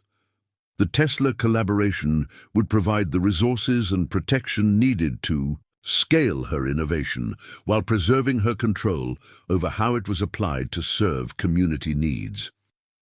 But the most satisfying moment came when Dr. Chen activated the equipment her team had brought from California. Within minutes, they had set up a sophisticated testing array that demonstrated Emma's solar panels achieving efficiency levels that exceeded most commercial installations while operating at a fraction of the cost. "Ladies and gentlemen," Dr. Chen announced to the gathered crowd, "Tesla's technical analysis confirms that Ms. Rodriguez has developed innovations that could reduce rural energy costs by up to 80% while improving reliability and environmental sustainability. This technology represents the future of American energy independence." The demonstration continued for another hour, with Tesla engineers explaining how the collaboration would work and rural community representatives signing up for pilot installation programs. Emma watched families from across the region learning about technologies that could transform their economic prospects, feeling a deep satisfaction that her bedroom electronics project would actually help the people who needed it most. As the crowd began to disperse, Emma found herself surrounded by the supporters who had helped her navigate the complex web of interests focused on her work. Her parents beamed with pride that mixed parental love with amazement at their daughter's accomplishments. Frank Morrison and Janet Stevens represented the community recognition that had validated her innovation when corporate and bureaucratic authorities tried to dismiss it. Agent Williams approached with what appeared to be genuine respect for how Emma had handled pressure from multiple powerful factions while staying true to her original objectives. "Miss Rodriguez," he said, Your ability to navigate competing corporate, federal, and community interests while preserving your innovation's beneficial applications demonstrates remarkable maturity and strategic thinking. Emma looked out over the high school parking lot where her viral fame had culminated in partnerships and commitments that would affect rural energy access for generations. The viral video that had started everything was still spreading across social media platforms, but now it was accompanied by documentation of Tesla's collaboration announcement and federal support for distributed energy innovation. "Agent Williams," she replied, "I think the most important thing I learned through all of this is that innovation, without the courage to fight for beneficial applications, is just an intellectual exercise. Real change requires not just technical solutions, but the determination to overcome the interests that profit from keeping problems unsolved." 6 months later, Emma's collaboration with Tesla had produced the first commercial deployment of her enhanced solar technology through rural electric cooperatives across 15 states. The Emma Rodriguez Distributed Energy Initiative was providing affordable energy independence to thousands of farming families while generating technical innovations that were advancing renewable energy development globally.